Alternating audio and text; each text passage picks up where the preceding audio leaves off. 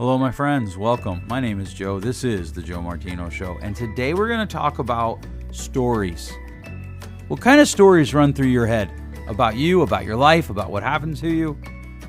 Do you tell tales of comfort or tales of commitment and capability? Let's kick it off. This is the Joe Martino Show. You're listening to the Joe Martino Show, a podcast dealing with all things emotional, relational, and human nature. Joe is a licensed counselor in the state of Michigan, specializing in relationship therapy. He is also the author of the book, The Emotionally Secure Couple. All advice offered in this episode is offered for entertainment and educational purposes only. Enjoy the show. All right. Hello, my friends. Welcome back. I hope that today is going well for you. Maybe this isn't a welcome back. Maybe this is your very first time. So if it is, welcome to the show. I hope that you find a lot of useful information here, and I hope that you find an enjoyable time that also helps you grow and be the best version of yourself that you can be. I want to talk to you today about stories. Stories are important because they are how we make sense of the world around us. They are how we take disparate pieces of information and we put them together to make sense of the world. They're how we understand things. They're how we push ourselves forward. And if we're telling ourselves the wrong story, we're probably going to move in the wrong direction or not move at all. And if we're telling ourselves the right story, we can probably correct that. And that's what I want to talk about today to you. I kind of stumbled across this idea when I was sitting with clients and talking to them. And I found something that a lot of clients would tell me about how they're their harshest critic or they're their biggest critic. And I do interviews for companies. By the way, if you're interested in that, reach out to me, joe@joemartino.com. Would love to talk to you about that. I can help you better understand the emotional side of the candidate. So I could help you better maybe understand how they're motivated, what would demotivate them, etc. And as I would talk to candidates and I would hear them talk about, hey, I'm the most critical of myself. I'm my harshest critic. I push myself the harshest. And in reality, as I listened to them talk and I would ask for the examples from them, what I realized was that's not true. It's not exactly a lie, although it's not honest. It's a comforting tale that they tell themselves so that they feel better about themselves. And we're probably all guilty of this because it's a natural body defense mechanism. It's a natural psychological defense mechanism that helps us move through life. But here's the problem. When we start telling ourselves comforting stories rather than the truth, we can get caught up and get stuck, right? And you'll hear people say this, well, I would have done this, but, and then they fill in an excuse. I would have gone to school, but it's just too long. No, it's okay. It's not too long. You just didn't want to pay that price. I would have done this, but, and we start filling in excuses. I wouldn't yell at my kids, but they don't listen. Nope, that's a comforting tale. And I've heard this across all the spectrums. I remember when I was an intern, I actually had multiple someones tell me that they wouldn't beat up their, quote, old lady, end quote, right? Their word for their wife or their life partner or the woman that they were living with. But she disrespected me. Now, they were there for mandated domestic violence therapy because they committed and were convicted of domestic violence. And the comforting tale that they told themselves was, hey, I'm not a bad guy. I was just disrespected. I was talking to an athlete one time who didn't make his high school team. And he said to me, yeah, my coach just kind of had it out for me. I was like, really? You worked as hard as you could have? Well, yeah. Really? No. And I knew he didn't, right? Did you really give it your best? Now, here's the thing. Two truths can exist in the same space that seem to contradict each other. And so maybe he really did work as hard as he could have, or maybe he didn't. Let me rephrase that. Maybe he didn't. And his coach did have it out for him. But the truth is he would never really know. It's easier to blame my coach than it is to blame myself. And that's the point of comforting tales. They bring us comfort without forcing us to move out of wherever it is we are. And this could look like, me just blaming my wife when her and I have a fight. It could just look like me just giving her all the blame rather than taking the blame for myself. It could be a situation where well, okay, I fought with her and yeah, I did these things, but she did it too. And that's where we get caught up into trouble. I was talking to somebody one time and she was being very loud, and no, this is not my wife or any of my children. And I said, hey, I was wondering if you could just talk a little bit quieter. And she was like, you're loud too. And you know what? There's truth to that. I can be loud. I can be very loud. I can probably echo through my doors and my walls, sometimes in my office.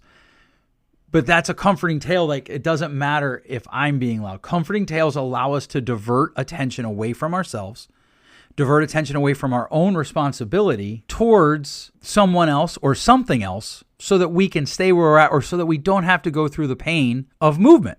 And I can see this a lot with clients. They're stuck. And a lot of times we have to be really clear here. It's not that they haven't endured actual trauma. It's not that they haven't endured difficult things. It's not even sometimes that things haven't happened to them that are legitimately problematic. But the comforting tale is that that thing that has happened is the reason why I'm wherever I'm at, not my response to it. There are little lies that we tell ourselves. Like, maybe I am responsible somewhat, but not completely, because then I feel better. Or maybe I'm not really that good. Maybe I'm not that good of an athlete. Maybe my writing isn't really that good. Maybe my podcast really isn't that good. But if the comforting tale is I just haven't gotten my break yet, or, I just don't have the money that this podcaster has, or I wasn't born into the Rogan family, that's a comforting tale that I can tell myself. And it's, it's true. I wasn't born into the Rogan family. I don't have the same money that other famous podcasters do. I'm not a famous football player, right? Those are comforting tales, but they take away the focus from being on my responsibility and my ownership of my actions and my choices. So how do we know if we're telling ourselves a comforting tale? Well, the first thing we look at is what I'm saying building a case for excuses? Is what I'm saying moving towards excuses? Moving towards something that shifts the responsibility from whatever I'm thinking about or talking about away from me? I yelled at my kids, but I worked 12 hours that day, so I was really tired. Comforting tale. We know we're telling ourselves a comforting tale if the point of the tale is to move away from our ability to own what we did or own what we said or own movement to correct it. Now, there is a difference between comforting tales and reasons, and they can sound similar. We can talk about reasons and still have ownership on our responsibility, both in what we did and how we move forward from it. That's not a comforting tale. That's a reason. I yelled at my kids because I lost my temper and I need to do better. I don't actually yell at my kids that much, but it just makes for a good illustration.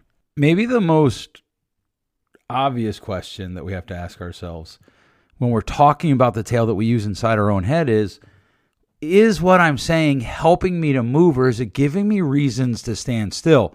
Now, if you have to stand still because that's the only option available, so be it. But there is a difficulty here. There are a lot of times where I've heard people say, I have to stand still because of this reason. And that's not an accurate statement. That's a tale of comfort in their own head. I see this a lot when people come in with physiological diseases. I'm not necessarily talking about something like a cold or the flu, but something that is permanent, that they're going to have to manage most of their lives. In fact, one day at 10 o'clock, I had a client come in with a disease, and the disease doesn't matter. And at 11 o'clock, I had someone come in with the same exact disease. Now, they didn't know each other. They weren't there about the diseases. But one of those clients used the disease as a reason for why he was stuck in everything he did. Why he had not really done anything productive in life because of the disease. And one of those clients, the disease was just something that had to be worked around. It had to be taken into account. It had to be factored in. And before you come for me, the person who was like, I just have to figure out how to work around this, by all metrics, because I did look at some of their medicals because it was pertinent to what we were doing, his was worse than the other person's, which I get is something of a subjective term. But the tale of comfort to myself is often, it's not me, it's this thing, whether it's a disease, whether it's whatever. Like I've had husbands say to me, well, I'm just not very kind to my wife because I'm constantly in pain. That's a tale of comfort. And how we know it's a tale of comfort is we're taking responsibility away from ourselves, which creates the opportunity for someone else to be responsible, for me to engage in bad behavior, right? If the focus is coming off of me onto something else, if it allows me to have bad behavior, destructive behavior, behavior that brings harm to other people, behavior that goes against my values, if the tale I'm telling allows those things, then my tale is now a tale of comfort rather than a tale that is going to help me. A story, if you will. Well, then the real question becomes, what's the actual kind of tales we want to tell ourselves, right? What is the tone of the narrative that we want in our head? Our heads? Probably that should be plural. And of course, if you've been listening for any amount of time, you know that I believe in empowering language. I believe in legitimate empowering language, right? Not like, oh my, man, it's so wonderful. You didn't put any effort in, but it's great and all that, and everybody wins for showing up and all that garbage. But what I really want is for us to use accurate language that is true to our bodies, that empowers us. So my kids can't say it makes me. They can say it happened and I felt.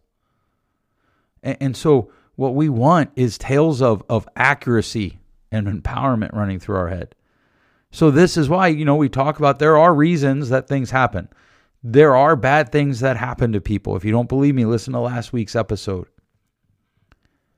But one of the things that we have to do is we have to ask ourselves, what am I doing about it? Is the tale in my head pushing me to consider what is my response? Or am I sitting here wallowing in what happened? Is the tale in my head a tale of empowerment that is pushing me to do better, that is pushing me to respond, to overcome? Does it take into account my own responsibility and therefore my own ability and empowerment to respond, to change, to move forward? Accurate, empowering stories tell the truth, right? They deal with what happened. I was talking to a client who was abused as a kid. That had impacts in her life as an adult. I was talking to a client, many clients I talked to, they've experienced disappointments. They've experienced failures. People have let them down. Those are accurate aspects of the story. But then the tale has to turn to, how do I respond? What is under my control? What is under my responsibility? How do I live true to the values that I profess to have in the reality of whatever this story is that's actually happening in my life? In the reality that people have let me down. In the reality that my ex is not the person that I thought they were when I married them. In the reality that I don't have my kids all the time. In the reality that church is very important to me and people talk badly about it. In the reality that people talk very highly of church and I don't understand it. Whatever that reality is for you, how do you respond? In the reality that I'm afraid I'm going to let this person down that I love, but what I want to do, I believe is the right thing to do. And I think they're going to disagree with me and maybe even get mad at me. What is my power in that? How do I have the opportunity to move forward? So when I talk to clients, I talk to them about look, we can tell ourselves tales of comfort. We can even tell ourselves tales of caution, which is probably a different thing. I think this would be an interesting series for a blog or maybe a book someday. Who knows? But right, tales of caution, there's a bit of a line there like, hey, make sure you put on your seatbelt. It is a tale of caution, but we want the seatbelt on, but we don't want to live in fear. The problem with both tales of comfort and tales of caution is that they take away our ability to move. They don't actually take it away. We give up. They give up our ability to move forward, to grow, and to change. What we want to focus on is tales of commitment and capability. And I've said it before, commitment is actually what creates capability. If you're committed to getting something done, you'll find a way.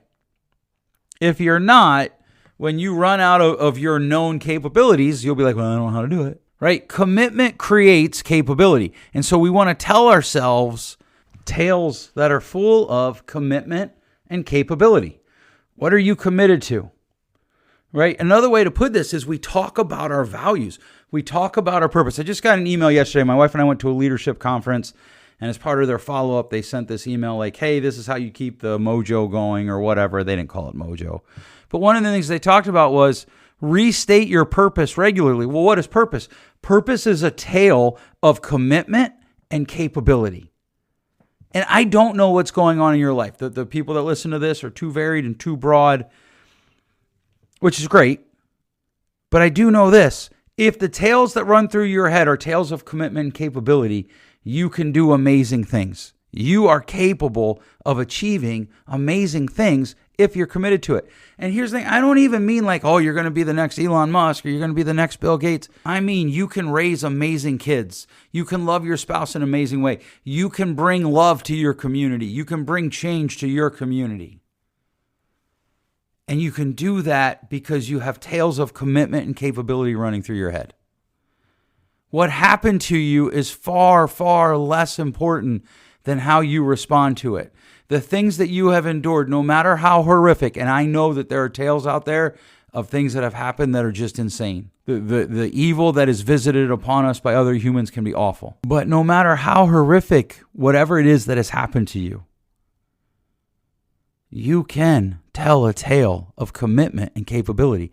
You can overcome it. You can grow. You can do amazing things. I believe in you. All right. Thanks so much for listening. I hope you enjoyed this episode. I hope that you enjoy my podcast. If you do, please share it with your friends. Don't forget to subscribe if you haven't already. Also, if you're looking for some written words, you can go to joemartino.com and sign up for 2 different blogs. Emotionally Inclined deals with all things that make us human. And Hiding Behind God, does God really care about our theology, deals with issues of a spiritual nature. All right, if you have any questions, don't forget to shoot them to me. Thanks so much. We'll catch you next week. Thanks for listening. If you enjoyed today's show, please share with a friend. And hey, give us that rating in your podcast store. Until next time, change possible.